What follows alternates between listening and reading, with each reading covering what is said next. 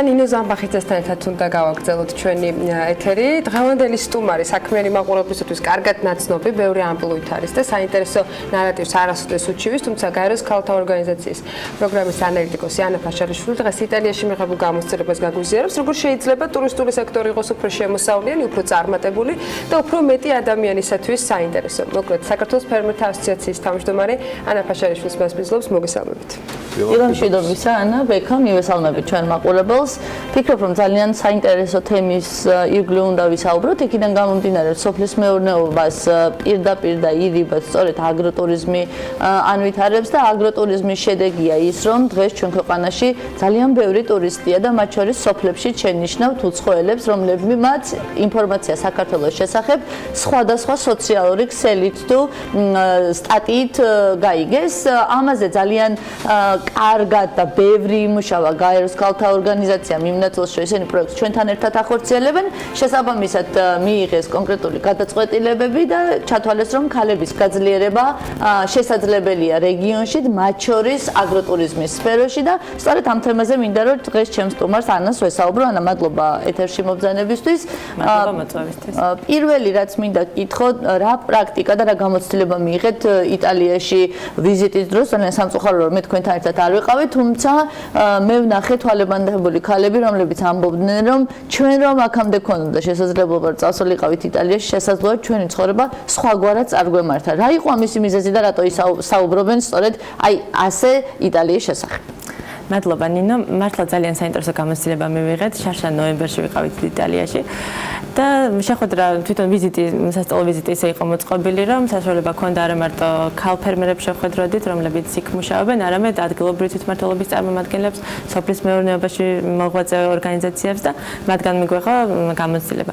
ერთ-ერთი ძალიან საინტერესო მოდელი, რაც ვნახეთ იტალიური სოფლის მეურნეობის და ტურიზმის მუშაობის, არის აგროტურიზმი, როგორც შენახსენე. და ძალიან საინტერესო ის იყო, რომ ძალიან გავდა იმ რეალობას იტალიაში, რასაც გვიყვებდნენ, ძალიან გავდა იმ რეალობას, რაც საქართველოში ქონდა, ჩვენ საქართველოში გვაქვს ახლა. წლების წინ მათი რეალობა დღევანდელ ჩვენ რეალობა. 40-50 წლის წინ ზუსტად იმ პრობლემებზე ყვებოდნენ, რომ სოფელი იცლებოდა, არ იყო სამუშაო ადგილები სოფელში, ახალგაზრდები ტოვებდნენ, რაც მთავარია სოფელს. არანაირი ბერკეტი არ არსებობდა, რომ დაგვეჭირა ახალგაზრდები და ასეთ მოსახლეობა სოფელში და შემოვიღეთ ესეთი მოდელი, რომელიც საშუალებას აძლევს ფერმერს ან მოსახლეს, არა მარტო გაუხსნას სახლი ტურისტს და შემოიყვანოს თავის სახლში გამოცდილება გაუზიაროს, არამედ ასევე აჭამოს ადგილობრივი პროდუქცია, რომელსაც თვითონ აწარმოებს, მაგრამ იმ შემთხვევაში თუ თვითონ ყველაფერს არ აწარმოებს, თავისი მეზობლისგან ან გვერდზე ფერმერისგან შეიძინოს. ანუ უფრო დეტალურად რა ვთქვათ, სტუმარ მასპინძლობა მათ გადააქციეს სერიოზული ბიზნესის წყაროთ, რაც ჩვენთან ახლა ჩვენ გამოთქვაც გვაქვს, რომ სტუმარი ღვთისარი და ყოველთვის პატიჟებს და შესაძლებელია რომ რაღაცა სახით ეს ბიზნესად იქცეს.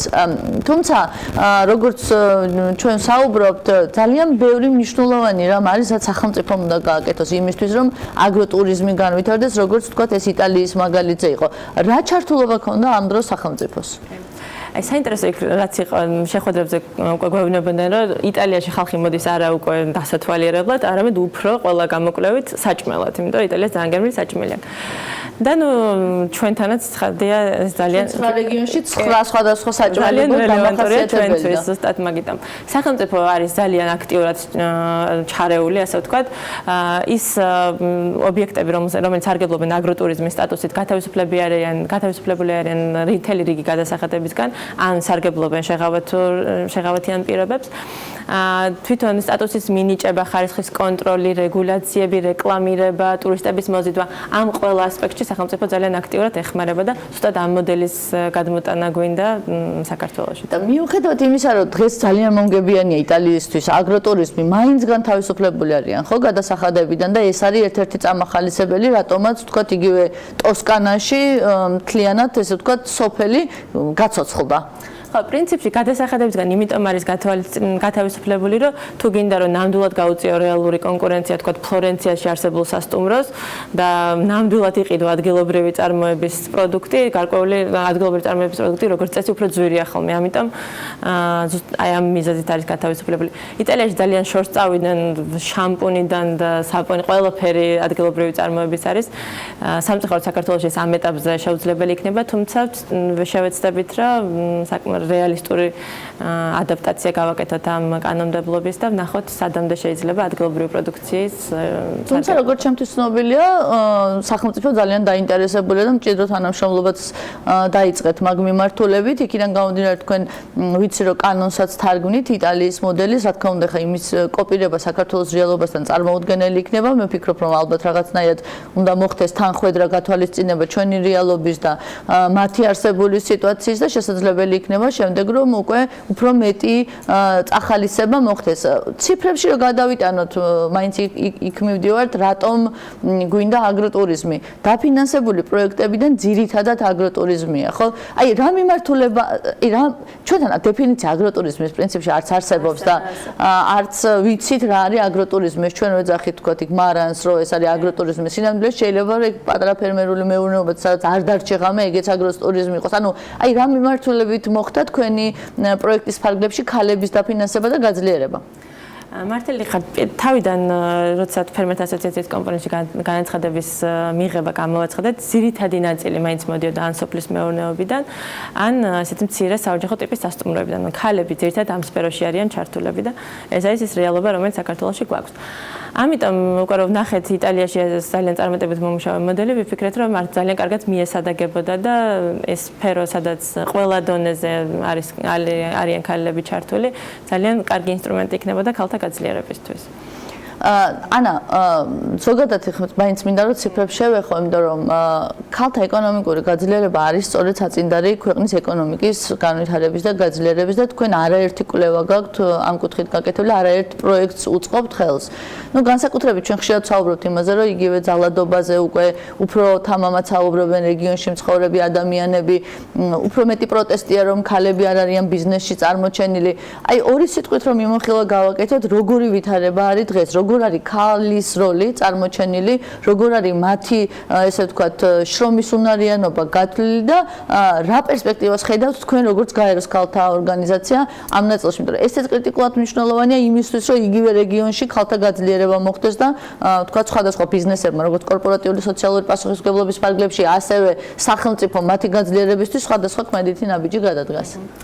ცხადია ამაზე თქვენ ერთ-ერთი ადრეც ვისაუბრეთ, თუმცა მდგომარეობა ჩვენ კვლევებს რო თავი დავანებოთ, საქართველოს სტატისტიკის ეროვნული სამსახურის მონაცემებით არის ის, რომ ქალთა ეკონომიკური აქტიურობის მაჩვენებელი 20%-ით ჩამოვარდება კაცთა ეკონომიკური აქტიურობის მაჩვენებელს, რაც საკმაოდ დიდი განსხვავებაა. მით უმეტეს იმას თუ გავითვალისწინებთ, რომ საკმაოდ მცირე მოსახლიანი სახელმწიფო ვართ, ქვეყანა ვართ და დასაქმების ბაზარიც შესაბამისად მცირეა. ძალიან მნიშვნელოვანია, ეკონომიკის წინსვლისთვის, როგორც ჩვენ თქვი, არ ვიცი როგორ ძალიან მნიშვნელოვანია ქალთა ეკონომიკური გაძლიერება, თუ არ ჩაერთო ეკონომიკურ აქტიურობაში მოსახლეობის ასეთი დიდი რაოდენობა, ძალიან ძნელი იქნება რამე სწრაფ ეკონომიკურ ზრდაზე საუბარი. ნუ ბარიერებია ძალიან ბევრი ქალთა ეკონომიკური ჩართულობისთვის, ერთ-ერთი ძირითადი ბარიერი, რაც ჩვენმა კვლევამაც და პრინციპში დაკვირვებამაც აჩვენა არის საოჯახო საქმეები. ანუ ის აუნაზღაურებელი საქმიანობა, რასაც ქალები ყოველდღიურად ეწევიან და ის ქალები, რომლებიც არ მუშაობენ, მათმა 59%-მა თქვა, რომ ისინი იმიტომ არ მუშაობენ, რომ მათ უწევთ საოჯახო საქმეებთან გამკლავება.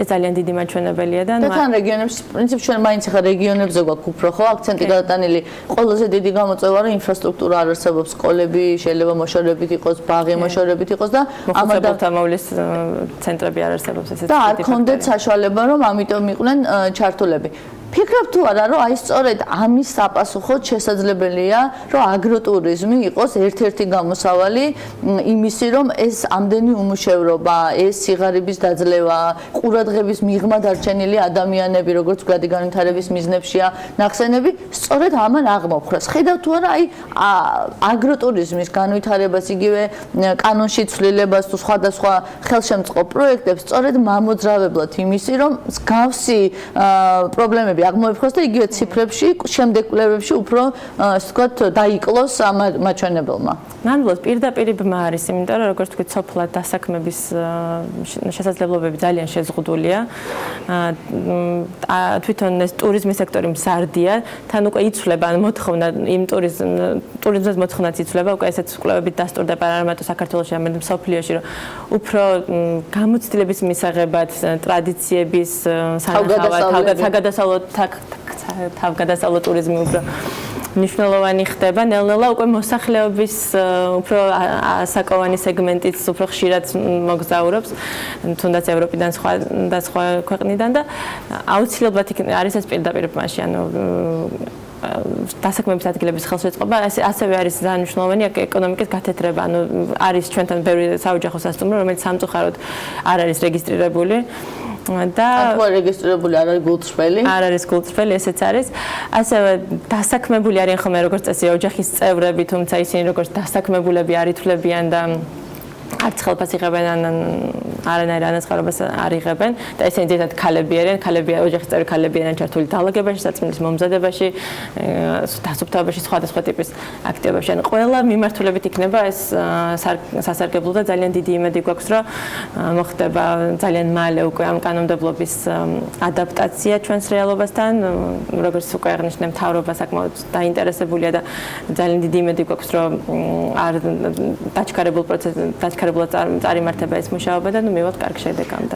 და პრინციპში ბოლო შეკითხვა ესეთი მაგაი ეხლა ახსენე რომ ადამიანები რომლებიც იგივე საოჯახო ბიზნესით ანუ სასტუმროს ტიპის ბიზნესში არიან დასაქმებული, ძირითადად არიან ოჯახის წევრები და ისინი არ იღებენ ანაზღაურებას, შესაბამისად ეს ადამიანები კვლევების შედეგად ხვდებიან დაუსაქმებლებში და ამიტომ შესაძლოა რომ დაუსაქმებელთა რაოდენობა სწორედ ამის ფონზე იყოს გაზრდილი და თქვათ აი უფრო როდესაც საუბრობთ რომ ქალები არ არიან დასაქმებული, ისინი არიან დასაქმებული, თვითონ აკეთებენ, თვითონ ეხმარებიან, შესაძლოა ისინი ხელფასად თანხას არ იღებენ, მაგრამ ეს ოჯახის შემოსავალი მათი შემოსავალია, შეიძლება რომ ისინი აისახებოდნენ სწორედ აი ამ კვლევებში როგორც დაუსაქმებლები და იმიტომ იყოს ესეთი მაღალი მაჩვენებელი და სინამდვილეში როდესაც ჩვენ საუბრობთ როგორ არა ქალები ყველაფერს აკეთებენ, უბრალოდ წინ წამოწეული არ არიან, ეს იყოს პრობლემა, სწორედ თუნდაც ციფრებში გამოსახული? ხო, ცხადია ერთადერთი პრობლემა არ არის ესეც შეიძლება მცირე ნაწილი იყოს, ეხლა არ არის ჩვენთან ეს სეგმენტი ისეთი განვითარებული, რომ რაღაც ძალიან მნიშვნელოვანი სტატისტიკური ცვლილებები მოგვცეს. თუმცა, ცხადია არის ერთ-ერთი ის, რომ შინამოსამსახურები არ ითვლებიან ზოგადად დასაქმებლად, არც თვით დასაქმებულის კატეგორიაში არ ხვდებიან ძალიან ხშირად როგორც წესი და ცხადია, როცა ამის ფორმალიზება მოხდება, უფრო მეტი დასაქმებული ადამიანის და დასაქმების პროცენტული მაჩვენებელი აიწევს ზემოთ. და კიდევ ერთი შეკითხვა უცებ გამიჩნდა, რაც მინდა რომ კითხო, რას ფიქრობ განათლებაზე? იმიტომ რომ მგონია რომ ქალების ნაწილში განათლება ყველაზე დიდი გამოწვევა არის და მე თუ პირადად მკითხავ, მე მირჩევნია რომ ქალი უფრო განათლებული იყოს, რომელმაც განათლებული შვილი უნდა აღზარდოს, ვიდრე შესაძლებელია მამაკაცი, რომელმაც ფიზიკური შრომა გაწიოს და თქვათ იგივე ოჯახი ამით არ შეინოს. ეს გამოწვევა რეალურად დგას და დღეს მე მგონია რომ ერთ-ერთი დიდი პრობლემა განათლება არის და მათ შორის შესაძლოა მათ განათლება ქონდეს, მაგრამ თვითდაჯერება არ ქონდეს იმის, რომ მათ ეს შეუძლიათ. ფიქრობ თუ არა და თქვენი ორგანიზაცია სულ ამას ვთქვათ ლობირებს და ამ მიმართულებით მუშაობს, ფიქრობ თუ არა ესეც ძალიან დიდი პრობლემა ქალების ნაწილში. ცხადია, განათლება საქართველოს სხვათა შორის უფრო მეტ ქალს აქვს განათლება ვიდრე კაცს, ეს არა მარტო ჩვენი კვლევით, არამედ საქსტატის ეროვნული მონაცემებითაც დასტურდება. თუმცა ეს მე საბოლოოდ არ აისახება მათ დასაქმებაზე, ანუ განათლება ბევრად უფრო პირდაპირ აისახება კაცების დასაქმებაზე, ვიდრე ქალების დასაქმებაზე და აქ შემოდის ეს აუნაზღაურებელი სამუშაო დრო, საოჯახო საქმეები და ასე შემდეგ. აი განათლება, რადგან ახსენე, იტალიაში მაგალითად ძალიან მნიშვნელოვანი კომპონენტი ჰქონდა ამ აგროტურიზმს განათლების კომპონენტი, ანუ თვითონ ფერმები იყვნენ კერები, სადაც ხდებოდა მოსწავლეების მოზიდვა და მათთვის აგრარული განათლების მიცემა. დიდი აქცენტი იყო გადატანილი თვითონ აი აგროტურიზმის ობიექტების განათლების მიმწოდებლის პროფესიული სწავლება შეიძლება პირდაპირ არ იყოს კოლეჯიან და მე, თუმცა ის სკოლებთან აქვთ ძალიან ხშირი ურთიერთობა, საიდან ძალიან მცირე ადრეული ასაკიდან ცდილობენ რომ აუხსნან მოსწავლეებს რა არის სოფლის მეურნეობა როგორ მუშაობს, აგროტურიზმი რა არის და ჩვენ რამდენიმე ფერმერში როცა ვიყავით, ნახეთ რომ ეს ჯგუფები იყვნენ სკოლიდან მოსული და თვითონ კანონშიც წერია ერთ-ერთი მიზანი აგროტურიზმის კანონმდებლობის ერთ-ერთი მიზანი არის განათლების დონის ამაღლება ზუსტად ამ საკითხების გარშემო. ძალიან დიდი მადლობა. Რაღაც დაგვრჩენია რომ გარდა იმისა რომ ვისურვოთ რომ აგროტურიზმი უფრო განვითარდეს ქვეყანაში, მეტი ქალი იყოს ჩართული, აგერ ჩვენი საოცარი ჟურნალიც ამის მაუწყებელია უცხოეთში, როგორი მნიშვნელობას ანიჭებენ მენტორობას, ახალგაზრდების ჩართულობას და ასევე როგორი პრიორიტეტულია განათლება და რამდენი შეუძლიათ გააკეთონ ქალებმა. მათ შორის იარაღის და ბრძოლის გარეშე იბრძოლონ სიტყვით და თავიანთიពოზიცია გამოხატონ ყველა და გაუმჯობესებული ეკონომიკით, რომელთაც შეგვიძლია ჩვენი პოზიცია და მათ შორის ძალიან ვახასებ ჩვენ უცხოელ კოლეგებს, რომლებმაც ჟურნალი, რომელზეც ნინო საუბრობდა, Forbes Women Georgia, რომელზეც აუცილებლად პროგრამის მოგიყვებით. თვითონ ნინო რომ არის ქავერზე მარტო იმიტომ არ საუბრობს ამ თემაზე.